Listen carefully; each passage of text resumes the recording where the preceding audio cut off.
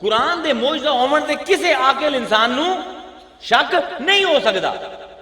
یہ پتہ کی موجزہ ہے؟ یہ رب دا موجزہ نہیں. حضور کو پوچھا صحابہ نے یا رسول اللہ ہر نبی دا کوئی موجزہ ہے، توڑا موجزہ کی ہے؟ نبی دے 4400 موجزے لکھے محدثین نے.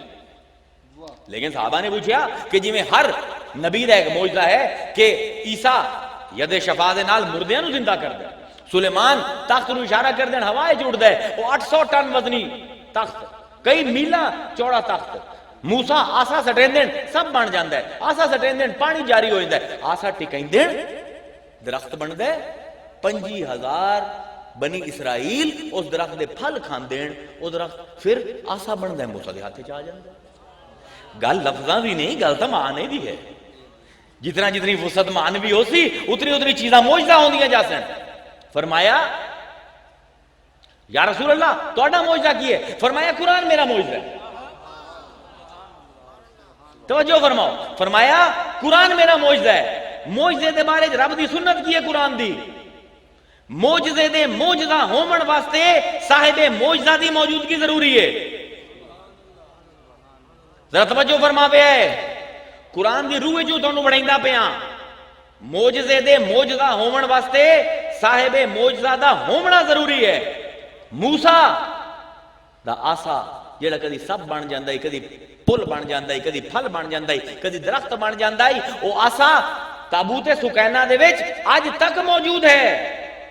لیکن موسیٰ صاحب موجزہ آئی، آسا سٹیا سب بنیا، موسیٰ چلا گیا.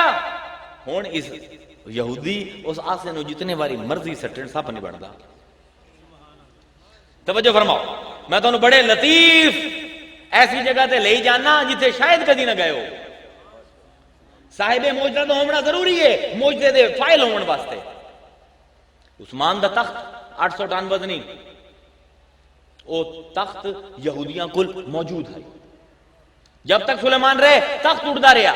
سلیمان چلے گئے تخت نے اڑنا بند کر دیتا. 40 دن جا کے بھوک ہڑتال کی. سلیمان تو بعد بنی اسرائیل نے کہ تخت اڑ جاوے نہیں اڑ گیا. صاحب موجزہ گیا، موجزہ ختم. عیسیٰ ید شفا جس نو ہاتھ لیندے زندہ ہو جاندے. عیسیٰ دی خادمہ خلیفہ میری، ایک تم مریم انہاں دی والدین، ایک انہاں دی اپنی میری میگڈلن، انہاں دی اپنی مرید ہے. پرندہ زخمی ہوندہ ہے ہاتھ لیندی ہے اڑ جاندہ ہے. پر جس دن عیسیٰ چون جاندہ ہے ہون میری دی ہاتھ دے نال پرندیاں دی زخم ٹھیک نہیں. یعنی موجزہ تب تک رہندا ہے جب تک صاحب موجزہ رہے. میرے نبی نے آکھیا قرآن میرا موجزہ ہے. مسلمانوں کیا آج قرآن موجزہ ہے یا کوئی نہ؟ تے نبی دی سنت تے آئی کہ صاحب موجزہ اٹھ جاوے تو موجزہ کام چھڑ دیں دے. بھائی دیکھو میں کوئی تانوں حدیثہ نہیں سنیندا پیا، میں تانوں واضح او گلاں کردا میں جڑا ہر مسلمان جاندا.